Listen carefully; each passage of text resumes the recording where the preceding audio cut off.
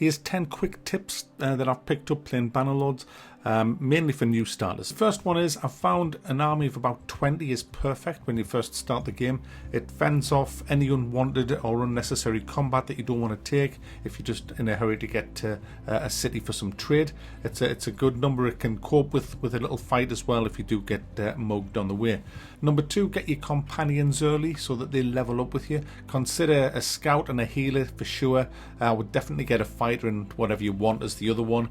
And that brings me nicely onto number 3.3, which is press N on the keyboard. That brings up the amazing encyclopedia. That will allow you to track everybody, every faction, every city, every settlement in the game. To find your companions, just click on heroes, then scroll down on the left to wanderers, and there you go. That's all the companions in the game. You can click on them, see where they are. You can even look at the stats and track the location of where they are.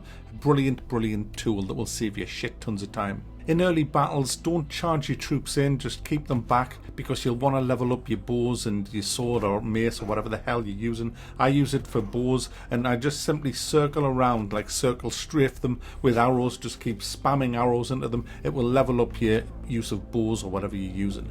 When you run out of arrows, send the troops in to finish them off. Simple as that.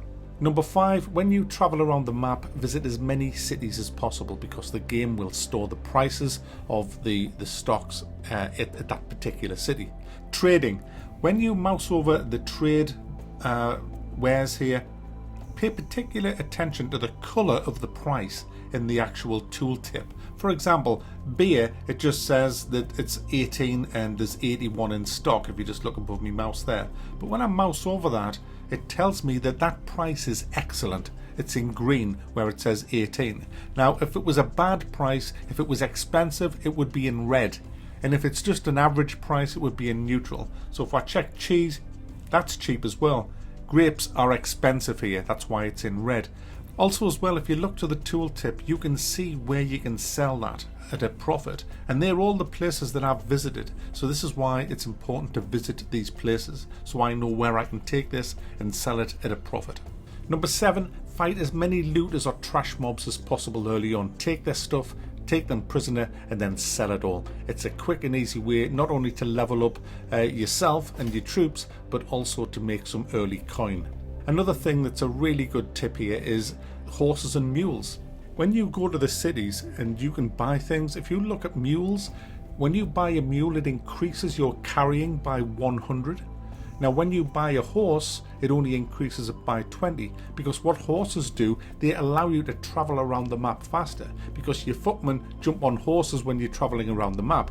So what I do is I have a shit ton of horses. I don't have a lot of mules, but I have a shit ton of horses because it increases your travel by a lot. And you can also click on it on the right hand side so that whatever stock lights up in your own inventory, and that means that when you do a quick sell, it won't sell that particular item. I highly recommend you take all horses and all consumables. Number 9, combat. I find polearms the easiest weapon in the game. I use them because I'm shit with swords.